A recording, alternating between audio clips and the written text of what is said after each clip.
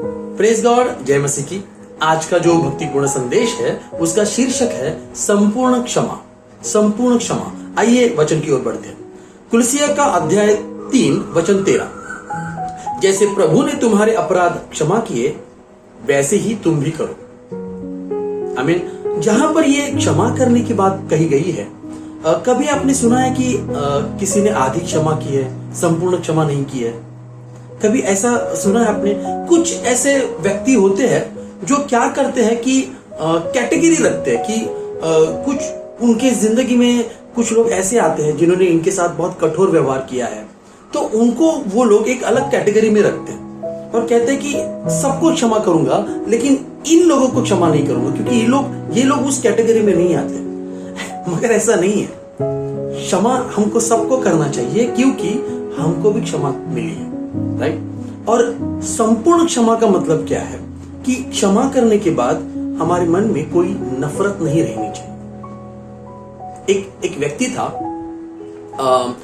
वो जब नया मसीह में आया तो उसने ये जो लूका का 6वां अध्याय और 37 का वचन जो है मैं आपके सामने पढ़ता हूं। दोष मत लगाओ तो तुम पर भी दोष नहीं लगाया जाएगा, दोषी न ठहराओ तो तुम भी दोषी नहीं ठहराए जाओगे, क्षमा करो तो तुम्हें भी क्षमा किया जाएगा। ये पूरा सेटअप उसके दिमाग में था और इसने एक लिस्ट बनाई लोगों को क्षमा करने की और उनसे जाकर मिलने लगा और जो नहीं मिलते थे उनको परमेश्वर के सामने प्रार्थना करके उनको क्षमा कर रहा था। मगर इन सब में एक व्यक्ति जो लिस्ट में उसका ऐसा था, जो बचपन से दोस्त था और उसका और इसका मतलब बहुत, इन दोनों में बहुत सारी दुश्मनी हो गई थी, कठोर व्यवहार हो चुका था, दोनों एक दूसरे के चेहरे नहीं देख रहे थे। मगर अभी क्षमा तो करनी पड़ेगी क्योंकि इसको क्षमा मिली, ये सब उसके दिमाग में है। तो उसने सोचा कि नहीं मुझे इसको क्षमा करना है। उसने क्या किया, 2-3 दिनों में जाकर उसे मिला और कहा कि मुझे क्षमा करो अगर मुझसे कुछ गलती होगी, जो भी है। और 1 हफ्ते बाद ये और इसकी पत्नी रास्ते से जा रहे थे और सामने से वो उसका दोस्त आया। जैसे वो सामने आया, इसने उसे नजर नहीं मिलाई, उसने अलग जगह पे देखा और आगे चला गया। तो उसकी पत्नी ने उसे पूछा कि तुमने उसे क्षमा किया है, फिर तुम उसे नजरें क्यों नहीं मिला रहे हो? तो कहता है कि मैंने इसे क्षमा किया है लेकिन अब मैं इससे कोई संबंध नहीं रखने वाला हूं। क्या उसने क्षमा किया पूरी तरह?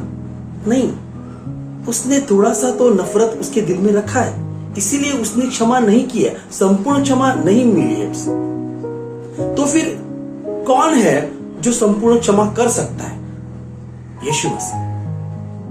हम देखते हैं कि लूका का अध्याय 23 और वचन 34 में जब यीशु मसीह को क्रूस पर थे तो वो ये कहते हैं कि हे पिता इन्हें क्षमा कर क्योंकि ये जानते नहीं कि ये क्या कर रहे हैं।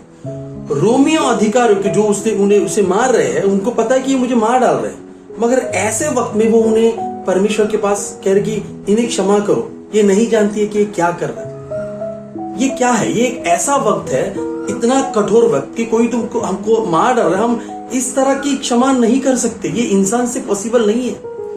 मगर यीशु मसीह ऐसे वक्त में क्षमा कर रहे, इसका मतलब वो परमेश्वर का प्यार उनको दिखा रहे हैं, कोई भी नफरत नहीं रख रहे हैं, इसलिए वो संपूर्ण क्षमा कर रहे। और आज हमें भी इसी तरह की क्षमा की जरूरत है कि हम इसी तरह लोगों को क्षमा करें। मगर इंसान से ये पॉसिबल नहीं है, इंसान से ये संभव नहीं है, मगर परमेश्वर से संभव है और ये काम पवित्र आत्मा करता है। बस हमको पवित्र आत्मा से ये प्रार्थना करनी चाहिए, ये मांगना चाहिए कि यीशु मसीह के इन गुणों को, इस स्वभाव को मुझे दे ताकि मैं इसका उपयोग करूं। तो ये कौन से गुण है, ये कौन सा स्वभाव है जिनकी बात हो रही है? मैं कुछ वचन आपको बताता हूं तो हमको पता चलेगा कि ये कौन से गुण हैं जो क्षमा प्रदान कर सकते हैं। कुलसियों का अध्याय 3 वचन 12, वचन 14 और वचन 15 मैं आपके सामने पढ़ता हूं। इसीलिए परमेश्वर के चुने हुए के समान पवित्र और प्रिय है बड़ी करुणा और भलाई और दीनता और नम्रता और सहनशीलता धारण करो। 5 गुण। और भी है।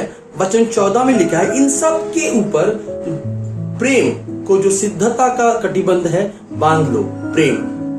और आखिर में कुलुस्सियों 3:15, मसीह की शांति जिसके लिए तुम एक देह होकर बुलाए भी गए हो तुम्हारे हृदय में राज्य करे और तुम धन्यवादी बने रहो। तो ये 7 गुण जो मसीह के हैं, हमको प्रार्थना करनी चाहिए पवित्र आत्मा से कि ये गुण परमेश्वर तुम हमें दो जो मसीह के हैं, ताकि इनकी मदद से हम दुनिया के हर उस व्यक्ति को जो चाहे कितना भी कठोर हो हम क्षमा कर सके, क्योंकि मसीह के इसी स्वभाव से हम लोगों को क्षमा कर सकते हैं। ये हमसे नहीं हो सकता, लेकिन ये परमेश्वर से हो सकता है।